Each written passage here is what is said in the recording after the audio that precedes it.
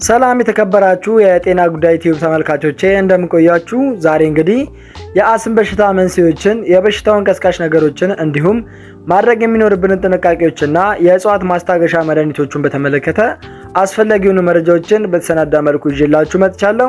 እንደተለመደው የጤና መረጃዎቻችን የሚያስፈልጋችሁ ከሆነ ደግሞ ሰብስክራይብ እና ላይክ እንዲሁም ኮሜንት እንዳይለያችሁ። እስከ ፍጻሜያችን ድረስ መልካም ቆይታ ይሆንላችሁ። አስም የአየር መተላለፊያ ቱቦቻችን እንዲያብጡ፣ እንዲጠቡና በአክታ እንዲሞሉ የሚያደርግ አስከፊ ህመም ነው። ይህ ደግሞ ለመተንፈስ አስቸጋሪ ያደርገዋል ወይም እንደ የደረት መጥበብ፣ ሳልና ትንፋሽ ማጠር ያሉ ሌሎች ምልክቶችን ያስከትላል። የተለመዱ የአስም ቀስቃሽ ምክንያቶች አለርጂዎች፣ እንደ የቤት እንስሳት ሽታ፣ ጭስ፣ ቀዝቃዛ የአየር ሁኔታ፣ በቅዝቃዜ ጊዜ የሚደረግ የአካል ብቃት እንቅስቃሴ፣ የጠንካራ ሽታዎችና ጭንቀትን ይጨምራል። የአስም ጥቃቶች ደግሞ ካልታከሙ ለሞት ሊዳርጉን ይችላሉ። አስም በመተንፈሻ ቱቦቻችን ላይ የረዥም ጊዜ ወይም ስር የሰደደ እብጠት የሚያመጣ ከባድ በሽታ ነው። ይህ እብጠት ለመተንፈሻ ቱቦዎች ለአንዳንድ አነቃቂ፣ ለምሳሌ ለአበባ ብናኝ፣ ለአካል ብቃት እንቅስቃሴ ወይም ለቅዝቃዜ የአየር ሁኔታ ከመጠን በላይ ምላሽ እንዲሰጡ ያደርጋቸዋል። በእነዚህ የአስም ጥቃቶች ወቅት የመተንፈሻ ቱቦዎች ይጠባሉ፣ ያብጣሉ እንዲሁም በአክታ ይሞላሉ።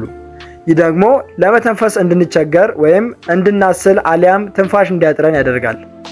ያለ ሕክምና ደግሞ እነዚህ የከፋ የአስም ስሜቶች ለሞት ሊዳርጉን ይችላሉ። የአስም በሽታ በሚሊዮን የሚቆጠሩ ሰዎችን የሚያጠቃ በሽታ ሲሆን በመላው ዓለም በሚሊዮን የሚቆጠሩ ሰዎች የአስም በሽታ ተጠቂ ናቸው። ይህ በሽታ ገና በልጅነት ጊዜ ሊጀምር ይችላል ወይም በአዋቂነት ጊዜ ሊከሰት ይችላል። አንዳንድ ጊዜ ብሮንቺያል አስም ተብሎም ይጠራል።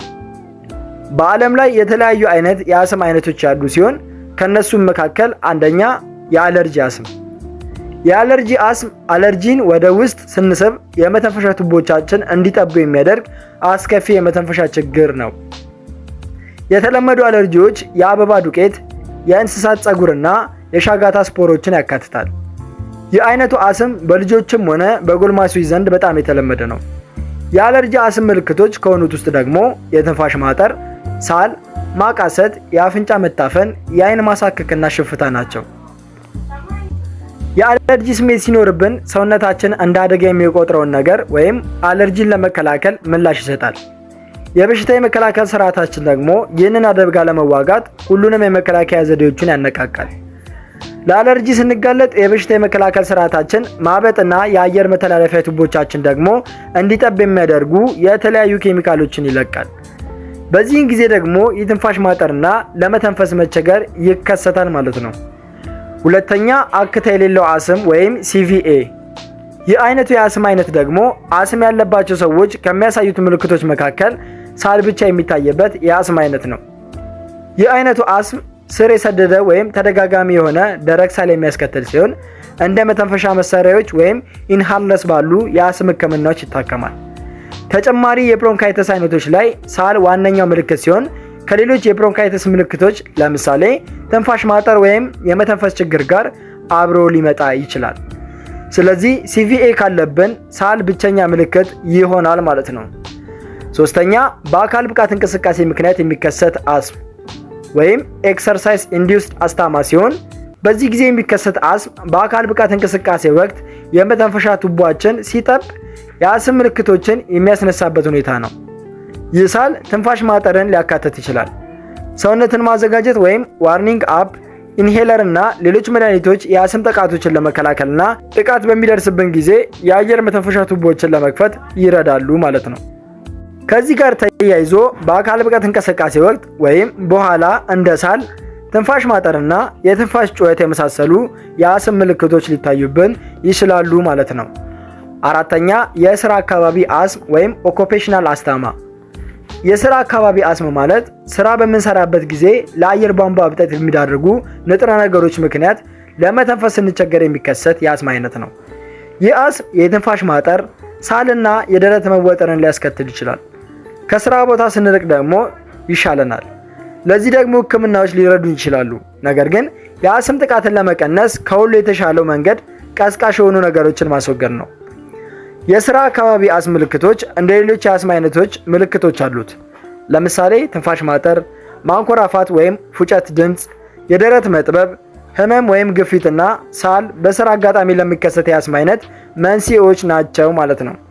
አምስተኛ የረጅም ጊዜ የመተንፈሻ አካላት መዘጋት በሽታ ወይም ሲኦፒዲ ሲሆን የረጅም ጊዜ የመተንፈሻ አካላት መዘጋት በሽታ የአየር መተንፈሻ ቱቦዎችንና ሳምባዎችን የሚያጠቃ እንዲሁም አየር ወደ ውስጥና ወደ ውጭ እንዳይንቀሳቀስ የሚገድብ የበሽታዎች ስብስብ መጠሪያ ነው። የሲኦፒዲ ህመም ያለባቸው ሰዎች በመተንፈሻ ቱቦዎቻቸው ላይ እብጠትና ጠባሳ ሊኖርባቸው ይችላል፣ ወይም በሳምባዎቻቸው ውስጥ ያሉት የአየር ከረጢቶች ወይም ኤር ሳክስ ሊጎዱ ይችላሉ። ኤምፊዚማ እና ክሮኒክ ብሮንካይተስ ደግሞ የሲኦፒዲ አይነቶች ሲሆኑ ለእነዚህ ደግሞ ህክምናዎች የበሽታው ምልክቶች ለመቆጣጠርና እንዳይባባስ ለመቀነስ ይረዳሉ ማለት ነው። እንግዲህ እነዚህ አምስቱ የአስም አይነቶች የየራሳቸው መንስኤና የህክምና መንገዶች ያላቸው ሲሆን ከነዚህም በመቀጠል ደግሞ አጥር አድርገን እንመለከታቸዋለን። ለአስም መንስኤው ምን እንደሆነ ባለሙያዎች እርግጠኛ ባይሆኑም ነገር ግን ለአስም የመጋለጥ እድላችንን ከፍ ሊያደርጉ ከሚችሉ ምክንያቶች መካከል የተወሰኑትን እንጠቅሳለን። ለምሳሌ ከአለርጂ አይነቶች ወይም ከየክማማ ወይም ደግሞ አቶፒ ጋር የምንኖር ከሆነ፣ ለመርዛማ ንጥረ ነገሮች፣ ለጢስ ወይም ለሲጋራ ጭስ በተለይ በለጋ ዕድሜ የተጋለጥን ከሆነ፣ ከልጆች አንዱ ወይም ከወላጆች አንዱ አለርጂ ወይም አስም ካለበትና በልጅነታችን ተደጋጋሚ የመተንፈሻ አካላት ኢንፌክሽኖች ለምሳሌ እንደ RSV ያሉ ችግሮች ካጋጠመን በጊዜ ሂደት ወደ አስም በሽታ የመቀየር ሁኔታዎች ይፈጠራሉ ማለት ነው።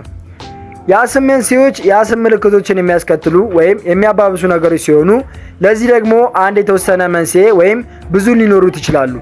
ለምሳሌ የአየር ብክለት፣ የፋብሪካ ልቀቶች፣ የመኪና ጭስ፣ የደን ቃጠሎ ጭስ፣ አለርጂዎች፣ የአበባ ዱቄት፣ የአቧራ ብናኞች፣ የእንስሳት ፀጉር፣ ሌሎች አየር ወለድ አለርጂዎች፣ ቀዝቃዛ አየር በተለይ በክረምት ወቅት፣ የአካል ብቃት እንቅስቃሴ በተለይ ከባድ የአካል ብቃት እንቅስቃሴና በቅዝቃዜ የአየር ሁኔታ የሚደረጉ ስፖርቶች፣ የስራ አካባቢ ተጋላጭነት እንደ የእንጨት ብናኝ፣ ዱቄት፣ ሙጫዎች፣ ላቴክስ፣ የግንባታ ዕቃዎች፣ የመተንፈሻ አካላት ኢንፌክሽኖች ለምሳሌ ጉንፋን፣ ፍሉና ሌሎች የመተንፈሻ አካላት ህመሞች፣ ማጨስ፣ ከሌሎች የሚወጣ ጭስ ወይም ሰከንድ ሃንድ ስሞክ፣ በልብስና ዕቃዎች ላይ የሚቀር ጭስ፣ ጭንቀት ለምሳሌ አካላዊ ወይም ስሜታዊ፣ ጠንካራ ኬሚካሎች እነሱም ሽቶዎች፣ የጠፈር ቀለም ማስወገጃዎች፣ የቤት ውስጥ ማጽጃዎችና የአየር ማደሻዎች ሲሆኑ እነዚህ ሁሉ በቀዳሚነት የሚጠቀሱ የአስም በሽታ ዋነኛ መንስኤዎች ናቸው ማለት ነው።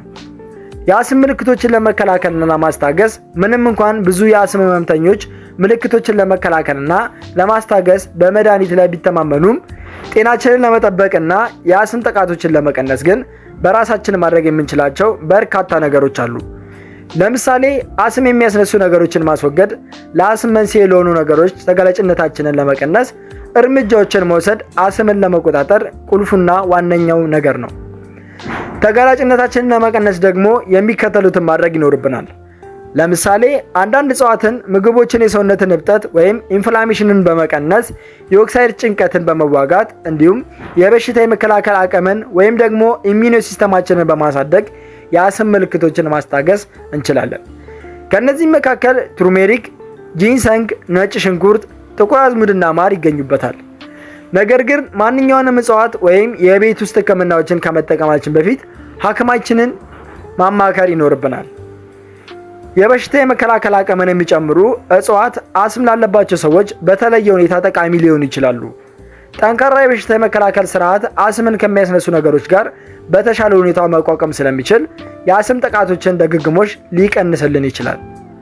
በሳምባ ውስጥ ያለው የኦክሳይድ ጭንቀት ወይም ኦክሲዴቲቭ ስትረስ እብጠትንና የአየር መተንፈሻ ቱቦዎች መጥበብን ሊያስከትል ይችላል። ስለዚህ አንቲኦክሲደንትስ አስም ያለባቸውን ሰዎች በጣም በእጅጉ ሊረዳቸው ይችላል።